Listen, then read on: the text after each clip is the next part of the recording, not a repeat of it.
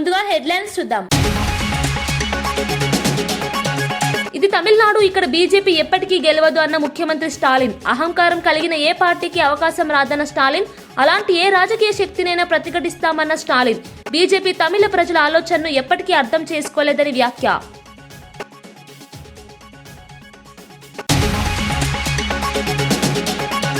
అడ్డదారిలో గద్దెనెక్కిన కాంగ్రెస్ కు కాలం చెల్లిందని పల్లె ప్రజలు ఓటుతో తేల్చి చెప్పారన్న కేటీఆర్. 2 దశ పంచాయతీ ఎన్నికల ఫలితాలపై బీఆర్ఎస్ హర్షం. రేవంత్ రెడ్డి 2 ఏళ్ల పాలనపై కేటీఆర్ తీవ్ర విమర్శలు. గ్యారంటీల అమల్లో వైఫల్యమే కాంగ్రెస్ ఓటమికి కారణమన్న కేటీఆర్.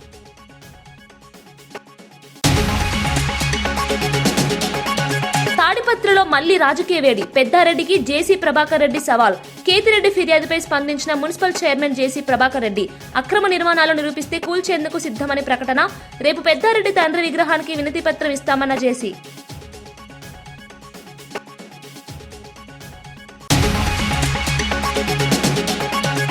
నూతన సీఐసీగా రాజ్ కుమార్ గోయల్ ప్రమాణ స్వీకారం. 9 ఏళ్ల తర్వాత పూర్తి స్థాయిలో సీఐసీ పని ప్రారంభం.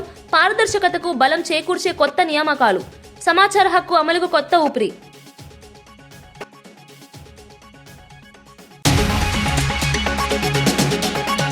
పంచాయతీ ఫలితాలే సీఎం పనితీరుకు సాక్ష్యమన్న జూపల్లి. గ్రామీణ అభివృద్ధిపై ప్రజల ముద్ర వేశారని వెల్లడి. సంక్షేమమే కాంగ్రెస్ విజయానికి కారణమని వ్యాఖ్య. గ్రామ పంచాయతీల బలోపేతానికి చర్యలు తీసుకుంటామని హామీ.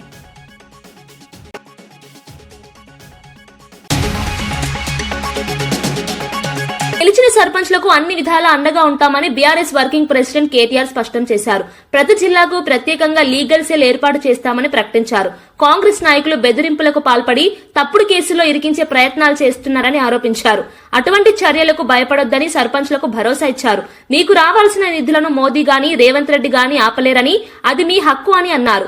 ఈ ప్రభుత్వం ఇంకా 2.5 సంవత్సరాలే ఉంటుందని, ఆ తర్వాత మళ్లీ బీఆర్ఎస్ ప్రభుత్వం అధికారంలోకి వస్తుందని ధీమా వ్యక్తం చేశారు. పార్టీ కార్యాలయం మీకు రక్షణ కేంద్రంగా ఉంటుందని చెప్పారు. ఏ సమస్య వచ్చినా లీగల్ సెల్ మీకు అండగా నిలుస్తుందని హామీ ఇచ్చారు.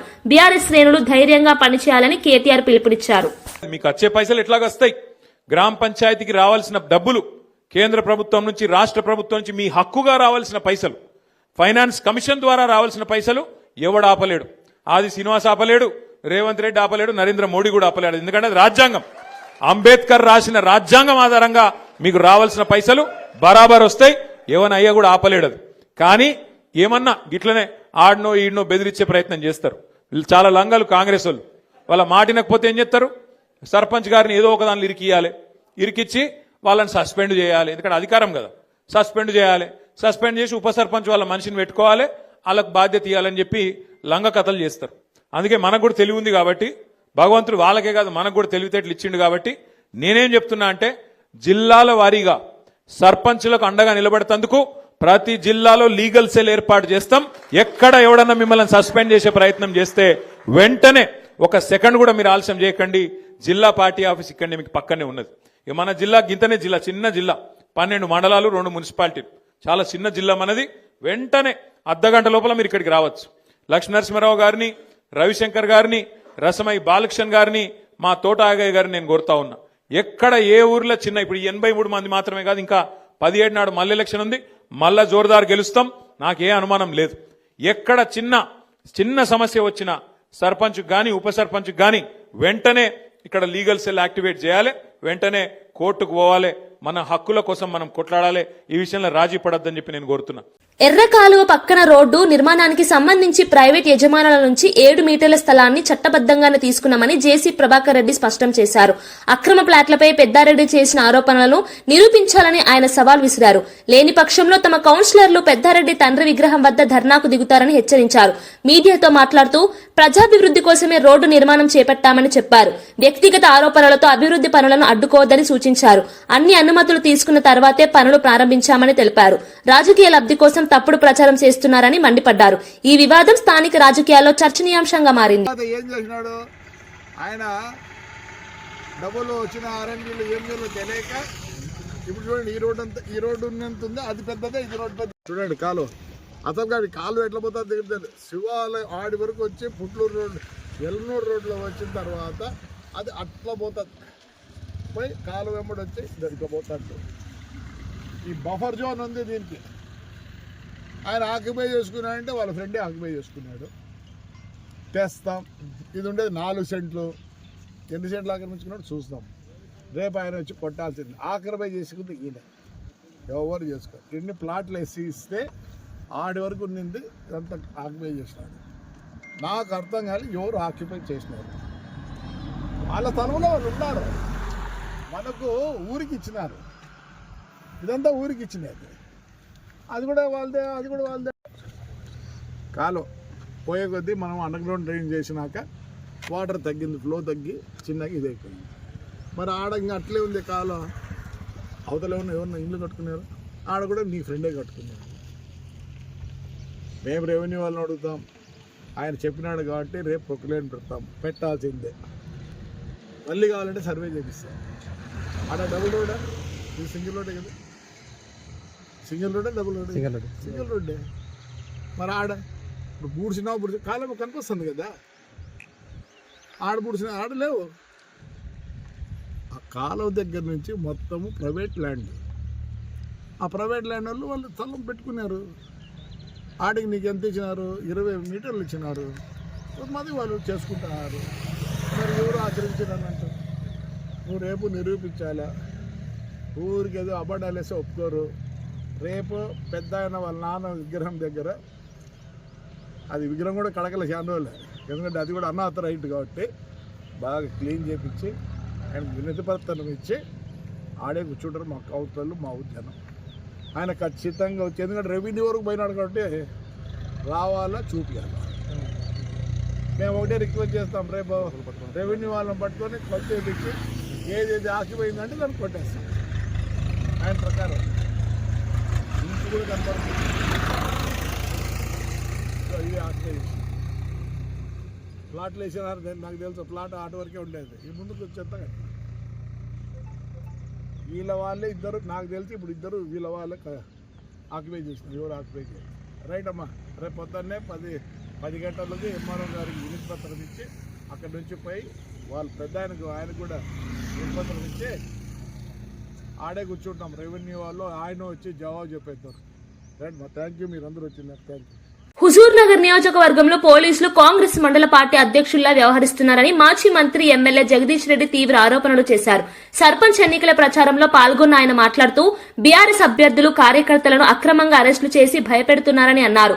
చింతలపాలెం, మఠంపల్లి, గెరుడపల్లి, హుజూర్ నగర్ ప్రాంతాల్లో పోలీసులు పక్షపాతంగా వ్యవహరిస్తున్నారని విమర్శించారు. కాంగ్రెస్ నాయకులకు అనుకూలంగా పోలీస్ యంత్రాంగం పనిచేస్తోందని ఆరోపించారు. విధులు సక్రమంగా నిర్వహించకపోతే భవిష్యత్తులో ఇబ్బందులు తప్పవని హెచ్చరించారు. ఎన్ని దౌర్జన్యాలు జరిగినా గులాబీ సైనికులు ధైర్యంగా పోరాడుతున్నారని అన్నారు. స్థానిక ఎన్నికల్లో ప్రజల మద్దతు బీఆర్ఎస్ కే ఉందని జగదీష్ రెడ్డి ధీమా వ్యక్తం చేశారు. పోలింగ్ జరుగుతుంటే ఓటుకే పోనీయకుండా ఆపుతాం అన్న దుర్మార్గాలు చేస్తా ఉన్నారు. నేను ఇప్పటికైనా చెప్తా ఉన్నా, చింతలపాలెం కావచ్చు, మఠంపల్లి కావచ్చు, గరిడపల్లి ఎస్ఐలు మీ ఆగడాలు శుద్ధిమించిపోతున్నాయి. మీరు ఇప్పటికైనా బుద్ధి తెచ్చుకొని నిబంధనల మేరకు పనిచేయడం నేర్చుకోండి. కేవలం ఇవాళ ఉన్న మండల పార్టీ కాంగ్రెస్ నాయకులే మిమ్మల్ని కాపాడతారు అనుకుంటున్నారు. మండల పార్టీ అధ్యక్షుడి పని, మండల కాంగ్రెస్ అధ్యక్షుడి పనిని మీరు చేస్తా ఉన్నారు. ఇది బంద్ చేయండి. చాలా సర్వీస్ ఉంది మీకు ఇంకా రేపు భవిష్యత్తులో. అది ఆలోచించుకొని రేపు చట్టానికి చిక్కే పరిస్థితి తెచ్చుకోకండి. మీరు మీ మీద కూడా కేసులు అయ్యే పరిస్థితి కూడా తెచ్చుకోవద్దని చెప్పి నేను వాళ్ళకి హెచ్చరిస్తా ఉన్నా. హుజూర్ నగర్ సిఐ కూడా చాలా తప్పులు చేస్తా ఉన్నారు. ఇప్పటికే మీ చిట్టా పెద్దగా అయింది. మా పార్టీకి సంబంధించిన సర్పంచ్ అభ్యర్థులు తీసుకుపోయి భయపెట్టించి కాంగ్రెస్ పార్టీ వాళ్ళకి అప్పచెప్పడం మీరు చేస్తున్న పని. గ్రామాలలో ఉన్న మా వాళ్ళని ఉదయం నుంచి సాయంత్రం వరకు కూర్చోబెట్టుడు, మేము కౌన్సిలింగ్ చేస్తున్నామని, బైండ్ ఎవరని. కేసులున్న వాళ్ళే ఊళ్ళో ఉన్నారు, రౌడీ హిస్టరీ చరిత్ర ఉన్న వాళ్ళు ఊళ్ళో ఉన్నారు. ఏ కేసులు లేనటువంటి అమాయకులైన వాళ్ళని తీసుకొచ్చి మీరు స్టేషన్ బృందం కూర్చోబెడుతున్నారు. ఇవన్నీ కూడా మానుకోవాలని చెప్పి నేను హెచ్చరిస్తా ఉన్నా. ఏం చేసినా సరే టీఆర్ఎస్ పార్టీ కార్యకర్తలు నెరవకుండా పోరాటం చేస్తున్నారు, వీరోచితమైన పోరాటం చేస్తున్నారు. పర్టికులర్ గా హుజూర్ నగర్ నియోజకవర్గంలో ఇంత తీవ్ర నిర్బంధం మధ్యన కూడా గాంధీ భవన్ లో నిర్వహించిన మీడియా సమావేశంలో టీపీసీసీ అధికార ప్రతినిధి సత్యం శ్రీరంగం కీలక వ్యాఖ్యలు చేశారు. కాంగ్రెస్ పార్టీ ప్రజా సంక్షేమమే లక్ష్యంగా పనిచేస్తోందని ఆయన స్పష్టం చేశారు. గత పాలనలో జరిగిన తప్పులను ప్రజలు గుర్తించారని, అందుకే కాంగ్రెస్ కు మద్దతు పెరుగుతోందన్నారు. గ్రామీణ ప్రాంతాల్లో సంక్షేమ పథకాలు అమలవుతున్న తీరు ప్రజల విశ్వాసాన్ని పెంచిందని చెప్పారు. ప్రతిపక్షాల విమర్శలు రాజకీయ ప్రయోజనాల కోసమేనని కొట్టిపారేశారు. ప్రజా సమస్యలపై కాంగ్రెస్ ఎప్పటికీ రాజీ పడదని తెలిపారు. పార్టీ నాయకత్వం సమష్టిగా పనిచేస్తూ ప్రజలకు జవాబుదారీగా ఉంటుందన్నారు. రానున్న ఎన్నికల్లో కాంగ్రెస్ మరింత బలంగా ముందుకు సాగుతుందని ధీమా వ్యక్తం చేశారు. ప్రజల సమస్యలను పక్కన పెట్టి విమర్శలు చేసే రాజకీయాలకు కాలం చెల్లిందని సత్యం శ్రీరంగం వ్యాఖ్యానించారు. రోజులు 10 సంవత్సరాలు కాంగ్రెస్ పార్టీ చెప్తూనే ఉంది, దాచుకున్నారు, లక్షల కోట్ల రూపాయలు ప్రజాధనాన్ని లూటీ చేశారు. భారతదేశంలో ప్రజాస్వామ్యం వచ్చినాక, స్వాతంత్రం వచ్చినాక ఏ ముఖ్యమంత్రి చేయనంత వ్యవస్థలు ధ్వంసం చేశారు. ఏ ముఖ్యమంత్రి కూడా దోచుకున్నారని చెప్పి కాంగ్రెస్ పార్టీ నెత్తి నోరు పట్టుకుని మొత్తుకుంటూనే ఉన్నాం గత 10 సంవత్సరాల నుంచి. మా రేవంత్ రెడ్డి గారి నాయకత్వంలో పిసిసి ప్రెసిడెంట్ అయినా కూడా అనేక పర్యాయాలు అనేక వేదికల మీద ఇదే చెప్పాం, మళ్ళీ చెప్పాం. అప్పుడు ప్రజలు రేవంత్ రెడ్డి గారి మాట నమ్మారు, మాకు అధికారాన్ని ఇచ్చారు. కానీ రేవంత్ రెడ్డి గారు ఎక్కడ కక్షపూర్తిగా వ్యవహరించకుండా కానూను ప్రకారం సిస్టమేటిక్గా ఒక పద్ధతి ప్రకారం ఏ రోజైతే ప్రభాకర్ రావు నేను నిలబెడతాం దోషిగా అన్నాడు, ఈరోజు ప్రభాకర్ రావు దోషిగా పోలీసుల ముందు నిలబడి ఉన్నాడు. ప్రజెంట్ ఈ క్షణం కూడా ఆయన ఇంట్రాగేట్ చేస్తున్నారు. కేటీఆర్ చేసిన అవినీతి మీద ఉన్నాం, మేము ఎక్కడ కక్షపూర్తిగా వ్యవహరించకుండా సిస్టమేటిక్గా పోతున్నాం. అదే పరిస్థితిలో ఈరోజు గవర్నర్ ఆమోదించాడు, ఆయన మీద ఎఫ్ఐఆర్ అయింది, కేటీఆర్ కూడా తీస్తున్నాం. ఇప్పుడు కవిత గారు చెప్తున్నారు, నిన్న లక్షల కోట్లు అవినీతి జరిగింది, భూములు ఆక్రమించుకున్నారు, 100 ఎకరాలు, 400 ఎకరాలు, 300 ఎకరాలు వాళ్ళ ఎమ్మెల్యే పేర్లు, ఎంపీల పేర్లు, మాజీ మంత్రుల పేరు, వాళ్ళ బావ పేర్లు, అన్ని పేర్లు చెప్తుంది. మనం చెప్పాల్సిన అవసరం లేదు, కవితే చెప్తుంది. ఆ రోజు ఒక్కడే మాట చెప్పింది కవిత గారు, నేను టాస్ వేసాను ఇప్పుడు మొదలుపెట్టానని. ఆ టాస్ పైన ఆగిపోయింది, మళ్ళీ కింద పడలా. మరి 4 రోజులు అయింది వాళ్ళకి. టాస్ కింద పడాలి, ఆమె టెస్ట్ మ్యాచ్ ప్రారంభించాలి. ఆ టెస్ట్ మ్యాచ్లో కవిత గారికి విజ్ఞప్తి చేస్తున్నాం, చేతులు జోడించి నమస్కరిస్తున్నాం. అమ్మ, మీరు జ్ఞానోదయం అయ్యి మీరు దోచుకుంది కాకుండా మిగతా వాళ్ళు దోచుకుంది అన్నీ కూడా బయట పెట్టాలి. ఆ టెస్ట్ మ్యాచ్ తొందరగా ప్రారంభించాలి. ఈ రాష్ట్ర ప్రజల శ్రేయస్సు దృష్ట్యా, ఈ రాష్ట్ర భవిష్యత్తు దృష్ట్యా ఆ దొంగలు, అవినీతి పరులు, అన్నాడు ఆడు చూస్తున్నారు, ఈడు చూస్తున్నారు, చాడు చూస్తున్నారు, వాళ్ళందరి పేర్లు మీరు బయట పెట్టాలని కోరుకుంటున్నాం. వాళ్ళ అవినీతిలో మీ భాగస్వామి ఉంది. పోనీ నీ సంగతి తర్వాత అయినా మీ ఎమ్మెల్యేలు, మీ అన్న, మీ నాయన, మీ బావ, మీ పెద్దన్న సంతోష్రావు గారు, వీళ్ళందరి అవినీతి కూడా బయటకు రావాలి. ఈ రాష్ట్ర శ్రేయస్సు కోసం అవన్నీ జరగాలి.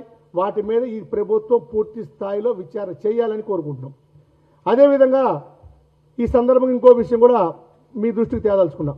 మిత్రులారా, ఆ మాట్లాడుతూ మా కూకుట్పల్లి ఎమ్మెల్యే గారి గురించి కూడా మాట్లాడింది.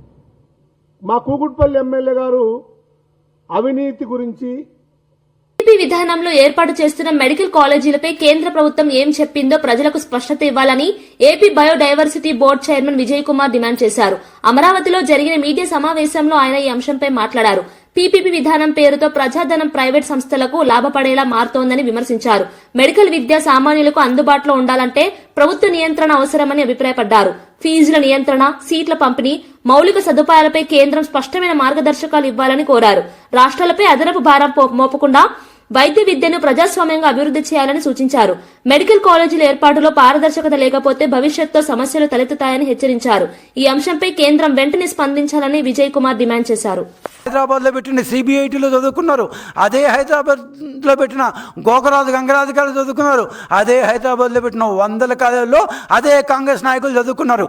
ఈరోజు కూడా ఇప్పుడు మేము పీపీపీ మోడ్లో నెక్స్ట్ 3 ఏళ్లలో ప్రారంభిస్తామని ఘంటాపథంగా చెప్పబోతున్న కాలేజీల్లోనే ఈ వైసీపీ నాయకుల పిల్లలు చదువుకోవాలని మేము కోరుకుంటాం. అందరూ చదువుకోవాలి. చదువుకోకుండా ఇట్లాంటి ర్యాలీలు గీళ్ళు చేయకని ముందు చదువుకోండి, చదువుకున్న తర్వాత రాజకీయాల్లో రండి. సో ఈ పిల్లలందరూ కూడా, ఈ వైసీపీ నాయకుల పిల్లలందరూ కూడా రేపు పెట్టబోయే పీపీపీ మోడ్లో పెట్టబోయే మెడికల్ కాలేజీలోనే చదువుకోబోతున్నారు.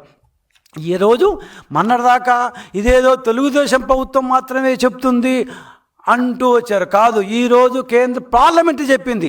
31 మంది ఎంపీలు ఉన్న పార్లమెంటు స్టాండింగ్ కమిటీ కేంద్ర ప్రభుత్వానికి నివేదిక ఇచ్చింది. 75,000 if the target of 75,000 doctors in the next 5 years has to be fulfilled, invariably it needs PPP mode, public private partnership mode. అలాగే ఆ దీన్ని అనుసరించే 2-3 నెలల ముందే మేము దానికి టెండర్లు కూడా పిలవడం జరిగింది. మేము అధికారంలోకి రాగానే కుటుంబ ప్రభుత్వం ఈ మోడ్లో పోతేనే మనం ఈ మెడికల్ కాలేజీలు చేయగలం. నెక్స్ట్ 3 సంవత్సరాల్లో రాష్ట్రంలో 10 మెడికల్ కాలేజీ చేయగలం. మరి జగన్మోహన్ రెడ్డి గారు ఎందుకు కాదంటున్నారు? జగన్మోహన్ రెడ్డి గారి దగ్గర ఒక సూత్రం ఉంది. అది అమరావతి కావచ్చు, మెడికల్ కాలేజీ కావచ్చు, ఏమన్నా సరే అమ్మ పెట్టదు, బయట పోయి అడుక్కొని తినేదు అని అంటే బాగుండదు. ఇట్లాంటి మాట. నూతన చీఫ్ ఇన్ఫర్మేషన్ కమిషనర్ గా మాజీ ఐఏఎస్ అధికారి రాజ్ కుమార్ గోయల్ ప్రమాణ స్వీకారం చేశారు. రాష్ట్రపతి ద్రౌపది ముర్ము ఆయన చేత ప్రమాణం చేయించారు. ప్రధాని నరేంద్ర మోదీ నేతృత్వంలోని సెలక్షన్ కమిటీ రాజ్ కుమార్ గోయల్ తో పాటు మరో 8 మందిని సమాచార కమిషనర్లుగా ఎంపిక చేసింది. ఈ నియామకాలతో కేంద్ర సమాచార కమిషన్ దాదాపు 9 ఏళ్ల తర్వాత పూర్తి స్థాయిలో పనిచేయనుంది. పారదర్శకత, సమాచార హక్కు చట్టం అమలులో కీలక పాత్ర పోషించే సీఐసీకి ఈ నియామకాలు ప్రాధాన్యం సంతరించుకున్నాయి.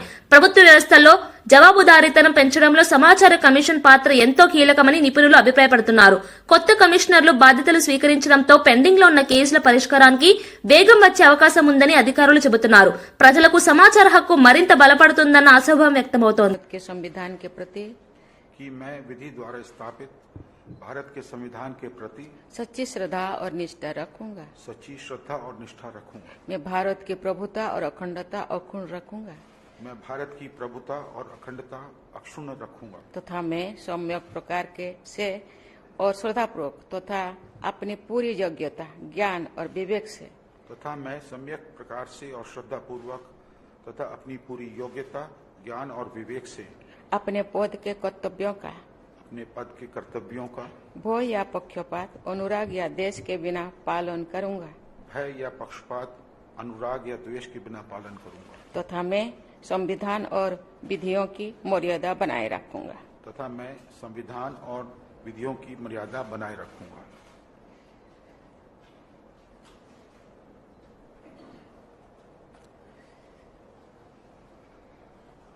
ముఖ్యమంత్రి రేవంత్ రెడ్డి పనితీరుకు పంచాయతీ ఎన్నికల ఫలితాలే స్పష్టమైన నిదర్శనమని మంత్రి జూపల్లి కృష్ణారావు వ్యాఖ్యానించారు.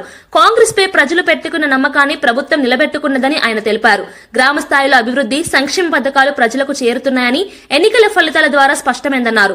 ముఖ్యంగా రైతులు, మహిళలు, పేద వర్గాలకు అందుతున్న సంక్షేమ పథకాల వల్లే కాంగ్రెస్ కు మద్దతు లభించిందని చెప్పారు.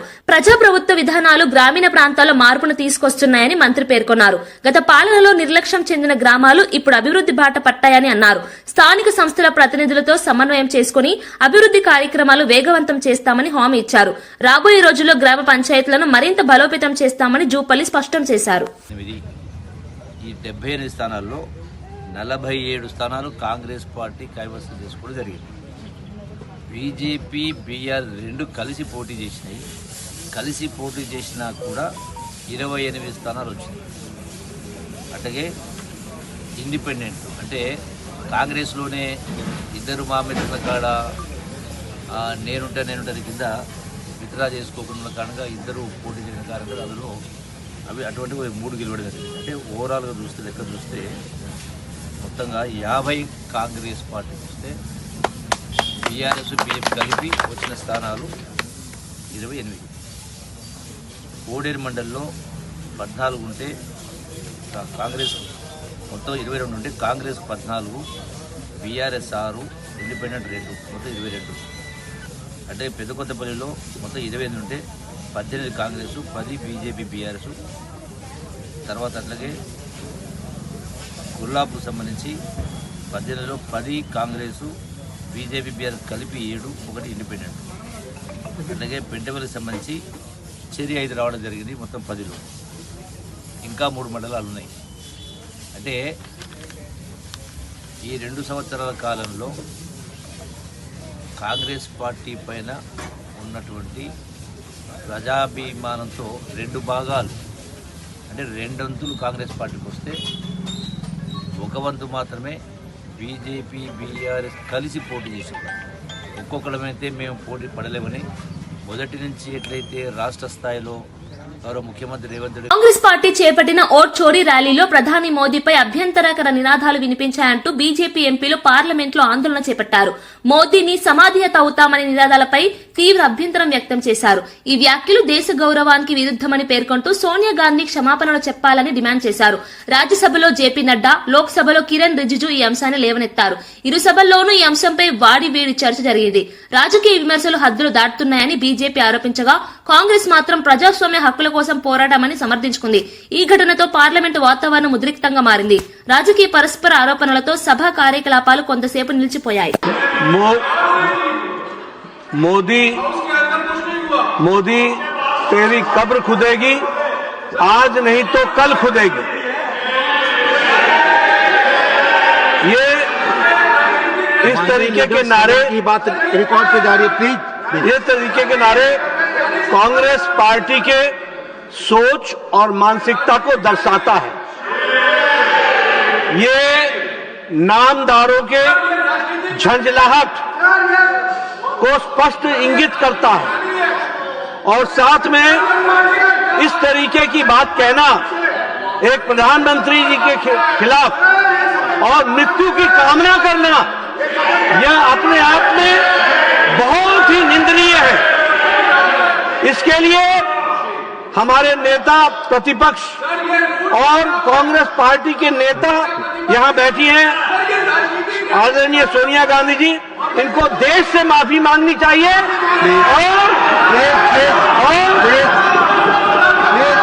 మాజీ మంత్రి ధర్మాన ప్రసాదరావుపై ఎమ్మెల్సీ దువ్వాడ శ్రీనివాస్ తీవ్ర స్థాయిలో విమర్శలు చేశారు. ఎన్నికల్లో ఓటమి తర్వాత ఆయన 5 ఏళ్ల పాటు ఇంటికే పరిమితమవుతారని వ్యాఖ్యానించారు. ఎన్నికలకు 6 నెలల ముందే మాత్రమే ప్రజలోకి వచ్చి రాజకీయాలు చేస్తారని ఆరోపించారు. ప్రజల సమస్యలపై నిరంతరం పోరాడే నాయకత్వం ధర్మాన వద్ద లేదని విమర్శించారు. మీడియాతో మాట్లాడుతూ పార్టీ కార్యకర్తలను పట్టించుకునే నేతలు ఇప్పుడు ప్రజాసేవ గురించి మాట్లాడటం విడ్డూరమన్నారు.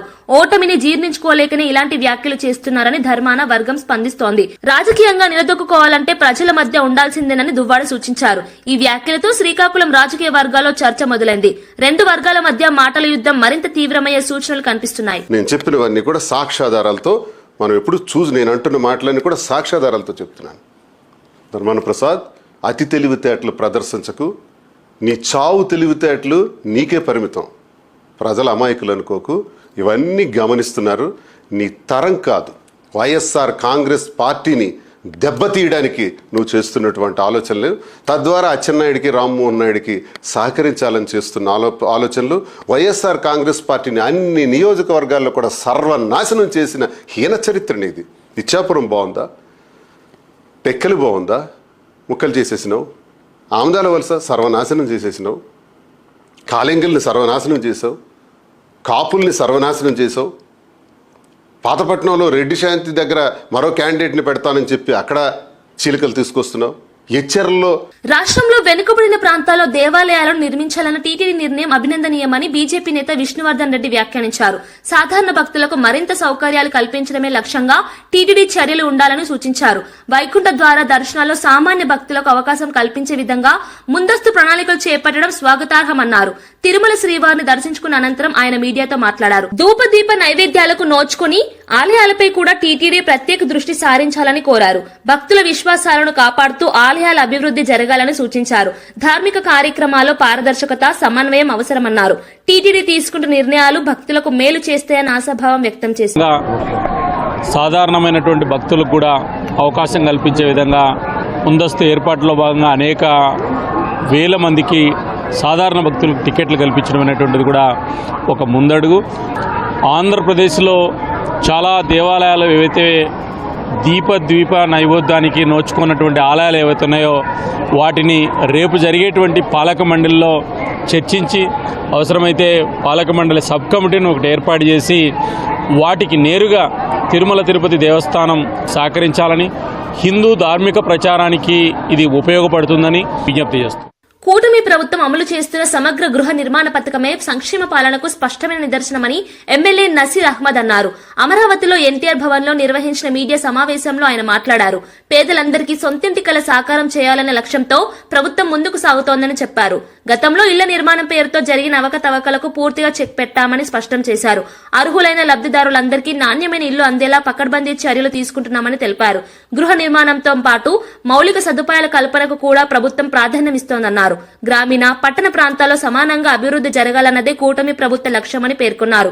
రానున్న రోజుల్లో మరిన్ని సంక్షేమ పథకాలు ప్రజలకు అందిస్తామని నసీర్ అహ్మద్ హామీ ఇచ్చారు. దీని అభివృద్ధి కోసం ప్రణాళికలు రచిస్తే మీరు 5 సంవత్సరాల్లో ఏం పీకారో రాష్ట్ర ప్రజలకు, ముఖ్యంగా నగర ప్రజలకు ఒక్కసారి చెప్పాలని చెప్పి ఈ సందర్భంగా కోరుతా ఉన్నా. ఈరోజు మీరు చెప్తా ఉన్నారు ఇది ఐకానిక్ బ్రిడ్జ్ లాగా హిందూ కాలేజ్ కూడల దగ్గర నుండి అరండల్ బీఈడి కాలేజ్ వరకు వేయాలని. మీకు ఏ మాత్రం అవగాహన ఉంటే మీరు ఇరిగేషన్ శాఖ మంత్రిగా చేసినప్పుడు ఈ రాష్ట్రంలో ప్రజలు నవ్వుకున్నటువంటి పరిస్థితులు మేమందరం కూడా చూసాం. నిజంగా ఈరోజు మీరు ప్రాపర్టీ లాస్ అవుతాయంటున్నారు. Railway over bridge, railway track ఎంతవరకు అవసరమైందో అంతవరకే వాడతారు. దాన్ని బట్టి ఈరోజు వారికి అవసరమైన దానికి లోకల్గా పబ్లిక్ అవసరమైనటువంటి బ్రిడ్జ్ని వెడల్పు చేసేటువంటి కార్యక్రమం కూడా ఈరోజు తీసుకోవడం జరిగింది. కేంద్ర మంత్రిగా పెమ్మసాని చంద్రశేఖర్ గారు నగరంలో ప్రజలు పడుతున్నటువంటి ఇబ్బందుల మీద పూర్తిగా అవగాహన చేసుకొని ఈ కార్యక్రమానికి శ్రీకారం చుట్టినటువంటి పరిస్థితులు. మీరు గుంటూరు నగరంలో ఉంటూ వార్తలు ముగించే ముందు ముఖ్యాంశాలు మరోసారి. ఇది తమిళనాడు, ఇక్కడ బీజేపీ ఎప్పటికీ గెలవదు అన్న ముఖ్యమంత్రి స్టాలిన్. అహంకారం కలిగిన ఏ పార్టీకి అవకాశం రాదన్న స్టాలిన్. అలాంటి ఏ రాజకీయ శక్తినైనా ప్రతిఘటిస్తామన్న స్టాలిన్. బీజేపీ తమిళ ప్రజల ఆలోచనను ఎప్పటికీ అర్థం చేసుకోలేదని వ్యాఖ్య.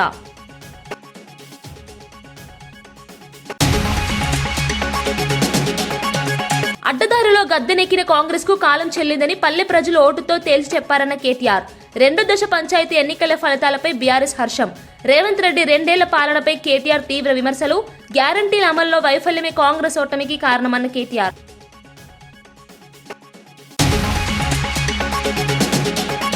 తాడిపత్రిలో మళ్లీ రాజకీయ వేడి. పెద్దారెడ్డికి జేసీ ప్రభాకర్ రెడ్డి సవాల్. కేతిరెడ్డి ఫిర్యాదుపై స్పందించిన మున్సిపల్ చైర్మన్ జేసీ ప్రభాకర్ రెడ్డి. అక్రమ నిర్మాణాలు నిరూపిస్తే కూల్చేందుకు సిద్ధమని ప్రకటన. రేపు పెద్దారెడ్డి తండ్రి విగ్రహానికి వినతి పత్రం ఇస్తామన్న జేసీ.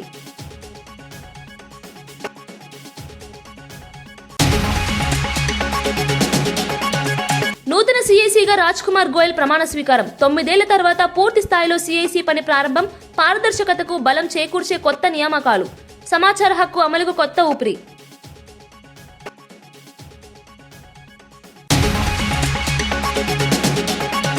పంచాయతీ ఫలితాలే సీఎం పనితీరుకు సాక్ష్యమన్న జూపల్లి. గ్రామీణ అభివృద్ధిపై ప్రజల ముద్ర వేశారని వెల్లడి. సంక్షేమమే కాంగ్రెస్ విజయానికి కారణమని వ్యాఖ్య. గ్రామ పంచాయతీల బలోపేతానికి చర్యలు తీసుకుంటామని హామీ.